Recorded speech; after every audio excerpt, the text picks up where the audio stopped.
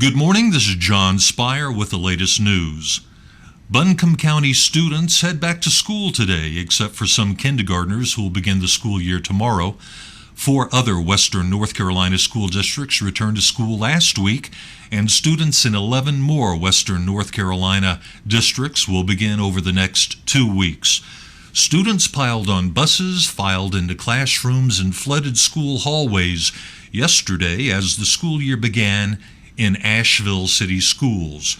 Usually about 3,800 students attend the first day of school in the district, although final counts are taken 10 days after school begins. Department of Transportation officials cleaned up a 400-pound pig this morning with a backhoe off Hog Eye Road, and a dead goat still lies in the creek off the road. Neighbors say they've also cleaned up deer and dogs, and they plan to ask the state to consider installing cameras to catch whoever's responsible for the dumpings.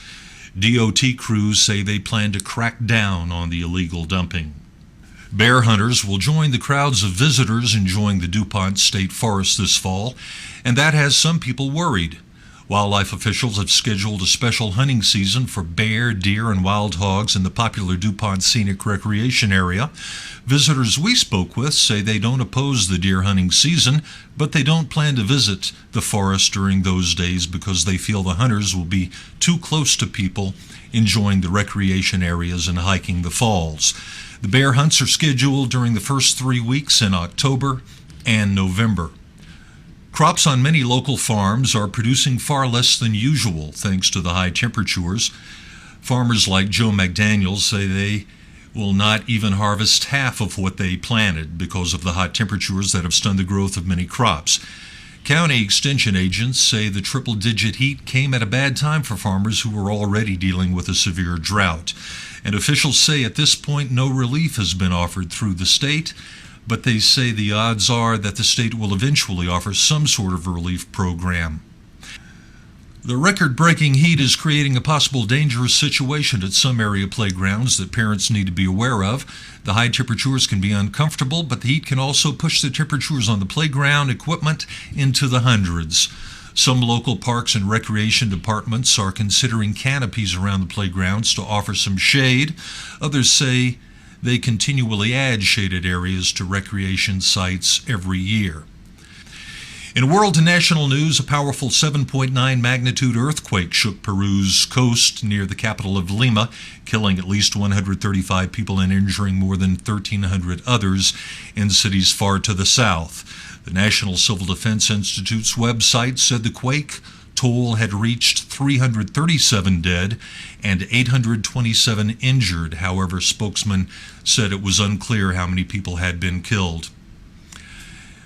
In Washington, according to a military report, Army soldiers committed suicide last year at the highest rate in 26 years, and more than a quarter did so while serving in Iraq and Afghanistan.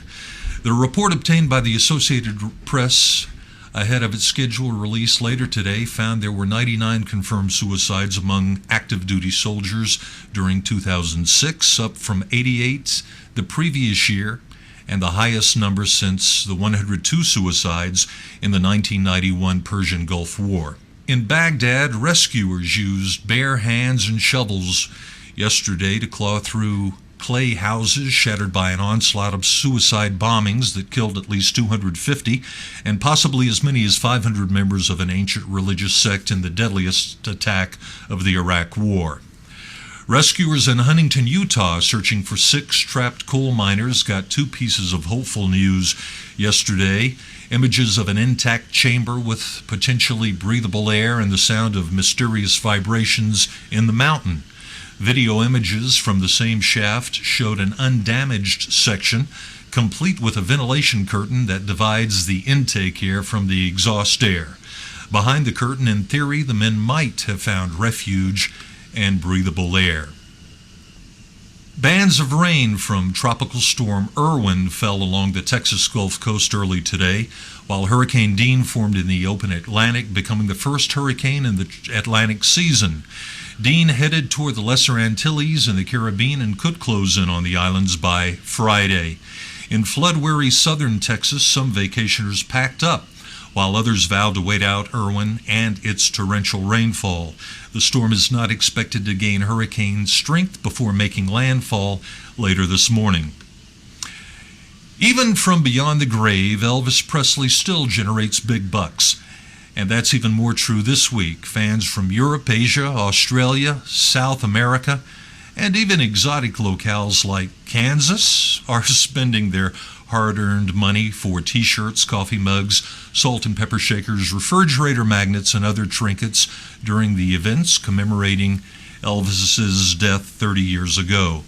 Many are making the 110-mile trek from Memphis, where the king of rock and roll enjoyed his fame and fortune, in Graceland, all the way to Tupelo in northeast Mississippi, where Elvis came into the world on January 8, 1935, in a tiny shotgun shack built by his father.